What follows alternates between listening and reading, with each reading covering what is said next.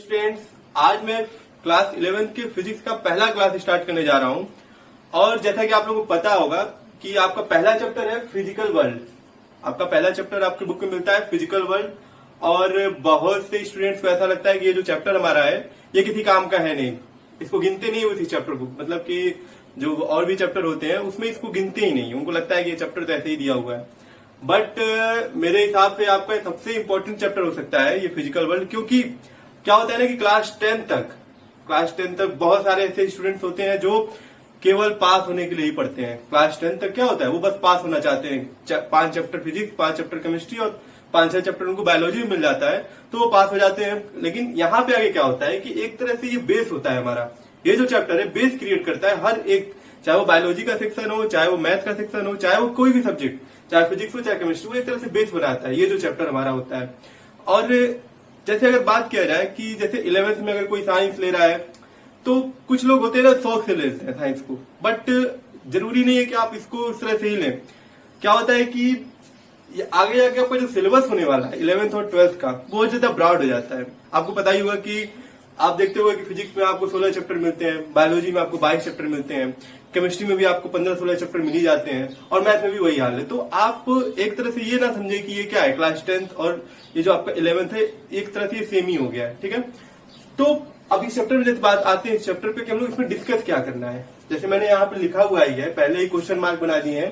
पहले ये भी मतलब स्टार्टिंग से ही मैंने क्वेश्चन मार्क यहाँ बनाया हुआ हूँ। लिखा हुआ है व्हाट इज साइंस। ठीक है, तो आप लोग तो क्लास 6 से साइंस की डिफिनेशन पढ़ते आ रहे हो कि क्या है, कोई भी चीज को आप क्या है नॉलेज, कहीं भी हमको नॉलेज लेना है, मतलब किसी भी चीज का अगर हम नॉलेज रखते हैं एक तरह से वो साइंस है। ठीक है, सिंपल भाषा में अगर बात की जाए कि अगर हम किसी चीज के बारे में जानते हैं, एक सिस्टमेटिक तरीके से अगर जानना है उसके बारे में, तो हाँ वो साइंस है। ठीक है, वो प्रोसेस हमारा क्या हो गया कि हम उस चीज के बारे में जान रहे हैं, वो हमारा साइंस है। ठीक है, लेकिन अगर हम लोग डीपली इसके बारे में बात करते हैं, अगर फैक्ट के हिसाब से बात करते हैं, क्या जरूरत पड़ी हमको वापस साइंस के बारे में पढ़ने की। अगर आप लोग सोचो कि क्लास 6 में पढ़े हो, 7 में पढ़े हो, तो क्या जरूरत है 11 में फिर उसी चीज को स्टार्ट करने के लिए। एक चीज और अच्छा रहता है क्लास 11 में कि अगर आपने 9th और 10th के क्लास को अच्छे से आपने सीरियसली नहीं लिया, फोकस नहीं किया, फिर भी अगर आप 11th स्टार्ट आप लोग ऐसा करते हो कि अगर आप जीरो मतलब कुछ भी नहीं जानते हो साइंस के बारे में, फिर भी आप अगर मेहनत करो तो यहां से आप जीरो से मतलब बहुत आगे जा सकते हो। एक तरह से ऐसा सब्जेक्ट है और ये ऐसा प्रोसेस आपको मतलब 11th में ऐसा मिलेगा कि आप लोग को कि अगर आप कुछ नहीं भी जानते हो फिर भी आप वैसे आपको टॉपिक मिल जाएगा कि आप आगे की पीछे की चीज भी जान सकते हो और आगे की चीजों को भी जान सकते हो। ठीक है, तो स्टार्ट करते हैं जैसे साइंस के बारे में, क्या साइंस है। ठीक है, तो जैसे कि ये जो साइंस वर्ड है, आप लोगों को पता है कि जो कल्चर की बात की जाए तो ग्रीक कल्चर और इंडियन कल्चर बहुत पुराने कल्चर हैं। और आप लोगों को पता भी होगा कि बहुत तरह के एरिस्टोटल या जितने भी तरह के आप लोगों को या आर्यभट्ट का नाम आप लोगों ने सुना होगा, ये जितने भी लोग हैं ये बहुत पुराने कल्चर से बिलोंग करते हैं। मतलब इंडियन कल्चर बहुत पुराना है और ग्रीक कल्चर भी बहुत पुराना है। तो जैसे साइंस की बात की जाए तो साइंस को लिया गया साइंटिफिया नाम से, साइंटिफिया। ठीक है, साइंटिफिया क्या है, ग्रीक वर्ड है,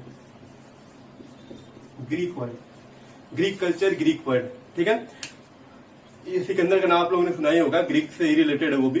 तो वही का ये साइंटिफिया वर्ड लिया गया। और ये साइंटिफिया का मतलब क्या है, टू नो, टू नो मतलब जानना किसी चीज के बारे में। जैसे होता है ना कि हम लोग के अंदर छोटे थे हम लोग एक छोटा सा मोटर मिल जाता था, तो हम लोग उस मोटर को क्या करते थे, हम लोग उसको नचाने लगते थे। हम लोग समझते थे कि ये क्या है, ये हमारे लिए सब कुछ है, ये हम इंजीनियर बन चुके हैं, ये छोटे से मोटर को घुमा के, मतलब क्यूरियोसिटी, मतलब एक तरह होता है कि हम उसको जानना चाहते थे कि कैसे क्या हो रहा है। तो एक तरह से वो क्या है, उसके फैक्ट को अगर हम लोग एक पर्टिकुलर वे में समझते जाएंगे तो हमारे लिए साइंस हो गया। वही समझ में आ रहा है। तो ये क्या है, साइंटिफिया एक ग्रीक वर्ड से लिया गया है।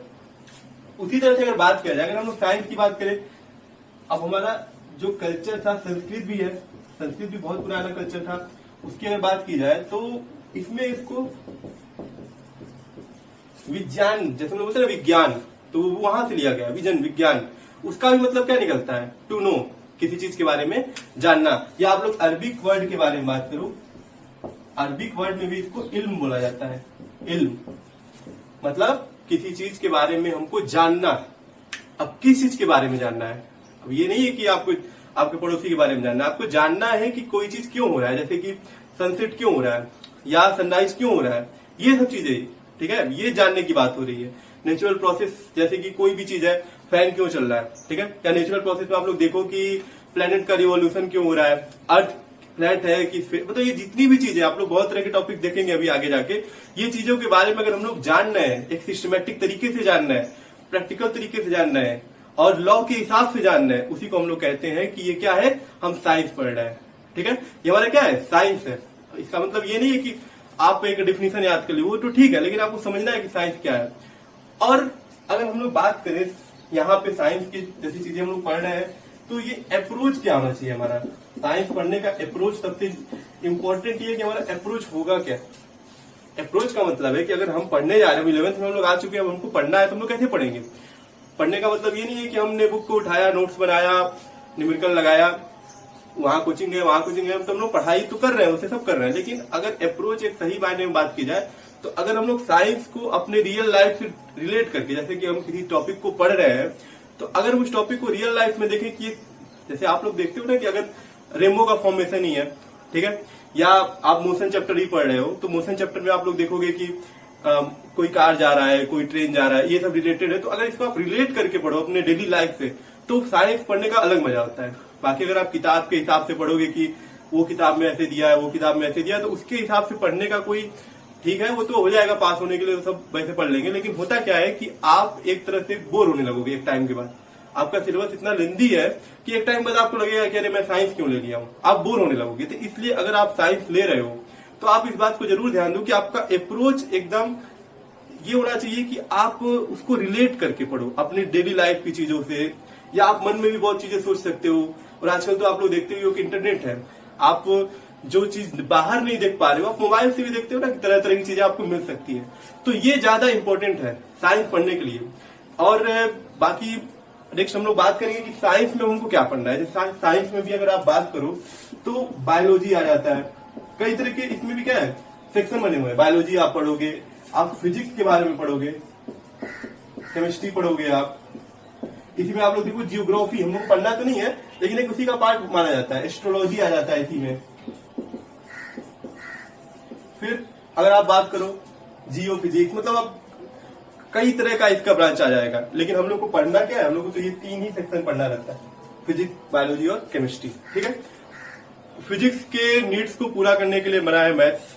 अगर फिजिक्स में आपको डेरिवेशन करना है, डिफरेंशिएशन करना है, इंटीग्रेशन करना है, एडिशन करना है, वेक्टर अलजेब्रा करना है, तो आपको ये सब चीजें कहां से मिलेंगी, आपको इसके लिए मैथमेटिक्स पढ़ना पड़ता है। तो एक तरह से कहते हैं कि फिजिक्स का ही क्या है, फिजिक्स की चीजों को एड ऑन करने के लिए क्या हमको पढ़ना पड़ रहा है, मैथ पढ़ना पड़ रहा है। ठीक है, तो अगर बात करें हम लोग साइंस की, तो साइंस का कई तरह का सेक्शन है जिसमें हम लोग को क्या पढ़ना है, फिजिक्स, केमिस्ट्री और बायोलॉजी। ठीक है, अब एक चीज और है कि साइंस जो होता है हमारा, ये जो साइंस होता है ये डायनेमिक नेचर का होता है। साइंस कैसा होता है, डायनेमिक नेचर का होता है। डायनेमिक का क्या मतलब है, एक तो होता है स्टैटिक और एक होता है डायनेमिक। स्टैटिक का मतलब है कि अगर आप हिस्ट्री पढ़े होगे कभी क्लास 10th में, तो आप देखे होगे कि हाँ अकबर कोई था तो था, वो स्टैटिक चीज है कि हाँ अकबर जो है मुगल वंश का एक राजा है। अब वो स्टैटिक है, उसको आप बदल नहीं सकते। आप हिस्ट्री में जाके बैक करके आप उसको ऐसा नहीं बदल सकते हो, ऐसा कोई टाइम मशीन भी नहीं है कि आप वापस जाके उस चीज को चेंज कर सकते हो। तो इंपॉर्टेंट क्या है कि डायनेमिक नेचर का होता है साइंस, स्टैटिक नहीं होता है, कभी भी चेंज हो सकता है। क्लास 9 में आप लोग एटॉमिक स्ट्रक्चर पढ़े होगे तो आप लोग देखा होगा कि कभी प्लम पुडिंग मॉडल आ गया था, रदरफोर्ड का मॉडल आया, बोर मॉडल आया। आगे जाके आप लोग 11th में और पढ़ोगे तो देखोगे कि बहुत तरह के मॉडल आते जाएंगे, लेकिन अभी भी कंफर्मेशन नहीं है उसकी कि सही कौन सा है हमारा। ठीक है, या इसी तरह साइंस में कई तरह की थ्योरी होती है कि जो कि टाइम पे चेंज होती जाती है। जैसे जैसे हमारा टेक्नोलॉजी में डेवलपमेंट होता जाता है, ये भी चीजें चेंज होती रहती है। जैसे कि आप लोगों ने सुना होगा, बचपन में बहुत सारी कहानियां पढ़ी होंगी कि जो हमारा अर्थ था वो क्या था, लोगों को लगता था कि हमारा अर्थ जो है फ्लैट है और हम लोग उसके दूसरे हिस्से में जाएंगे तो नीचे गिर जाएंगे। आप लोगों ने ऐसी कहानी पढ़ी होगी, लेकिन बाद में पता चला नहीं, अर्थ हमारा क्या है, इलिप्टिकल शेप का है, वो क्या है, एक गोल है।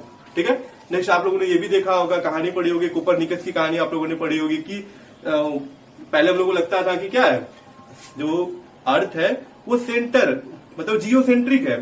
पूरा हमारा जो ये सोलर सिस्टम है जियोसेंट्रिक है, मतलब अर्थ सेंटर में है और इसके चारों तरफ क्या है, सन चक्कर लगा रहा है या जो दूसरे प्लैनेट चक्कर लगा रहे हैं। लेकिन उसके बाद आप लोगों ने देखा होगा कि कोपरनिकस थ्योरी के बाद ये पता चला कि नहीं, ये क्या है, ये हेलियोसेंट्रिक है, मतलब कि सन इसके सेंटर में है और सारे प्लैनेट्स इसका क्या कर रहे हैं, चक्का लगा रहे हैं। तो ये कुछ चीजें हैं। लाइट के बारे में भी आप लोगों ने पढ़ा होगा कि कभी इसको हम लोग कैलकुलस थ्योरी के हिसाब से समझते थे, आज हम लोग समझ रहे हैं कि ड्यूल नेचर के हिसाब से। तो मतलब थ्योरी जो है साइंस में कोई भी कंफर्म नहीं है कि आज मैं किसी चीज को बता रहा हूं तो हाँ ये सही है। आने वाले टाइम में टेक्नोलॉजिकल अगर एडवांसमेंट होता है तो हम लोग कह सकते हैं कि ये चीजें चेंज भी हो सकती हैं। आज जो चीजें मैं बता रहा हूँ, जो आप पढ़ रहे हो सकता है आज के 5 साल बाद वो सही ना हो, ऐसा होता है। तो इसीलिए साइंस को हम लोग डायनेमिक नेचर का कहते हैं, ठीक है। एक चीज और है कि साइंस में हम लोग किसी भी चीज को सिस्टमैटिक तरीके से पढ़ते हैं। सबसे इंपॉर्टेंट चीज है, ये नहीं है कि अगर हम पहले ही चले बुक उठाए सेकंड बुक और ग्रेविटेशन पढ़ने लगे हम लोग, या हम लोग पहले ऑप्टिक्स ही पढ़ने लगे, ऐसा नहीं होता है इसमें आप लोग को सिस्टमैटिक तरीके से चलना है। आप मोशन पढ़ रहे हो तो पहले मोशन इन 1 डायमेंशन पढ़ोगे, फिर 2 डायमेंशन 3 डायमेंशन पढ़ने के बाद आप रोटेशनल में जाओगे। ये नहीं है कि आप पहले रोटेशनल ही पढ़ने लगे तो आपको समझ में नहीं आएगा। ये सिस्टमैटिक तरीका होता है पढ़ने का भी, और साइंस की स्टडी करने का मतलब आप इस चीज के बारे में जानने का, ठीक है। और एक तरीका है कि साइंस जो आप लोग पढ़ रहे हो तो साइंस में क्या होता है ना कि आप लॉजिकल थिंग होती है। ये नहीं कि आप कुछ भी अपना बना के उसमें ला दिए। लॉजिक से आप बात करो किसी भी चीज में, अगर आपका लॉजिक सही है, एक्सपेरिमेंटल अगर आपकी वैल्यूज सही है तो हाँ ये आपका साइंटिफिक तरीका भी क्या है, सही माना जाता है। जैसे आप लोग प्रैक्टिकल करोगे तो ये नहीं है कि आप किसी भी चीज को उठा के अपना लॉजिक लगा के बोलोगे नहीं ये सही है। उसको एक्सपेरिमेंटली और किसी फॉर्मूले से फॉर्मुलेट किया गया, अगर वो सही है तो कहा जाएगा कि हाँ आपका साइंटिफिक तरीके से ये आपका सही है, ठीक है। तो नेक्स्ट हम लोग बात करेंगे, नेक्स्ट वीडियोज में हम लोग बात करेंगे कि साइंस के बारे में आज हम लोग बात कर ली है और अप्रोच के बारे में बात की। सबसे इंपॉर्टेंट था हमारा अप्रोच।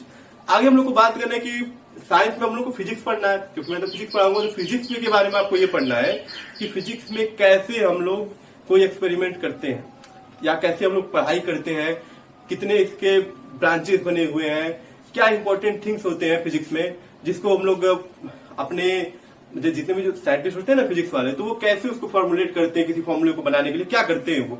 और अभी तक हमारा टेक्नोलॉजिकल एडवांसमेंट कहाँ तक पहुंचा है फिजिक्स में या केमिस्ट्री में, या कोई भी मतलब अभी तक कितने इन्वेंशन हुए हैं, क्या हुए, इसी चैप्टर में हमको इसी में यही पढ़ना है।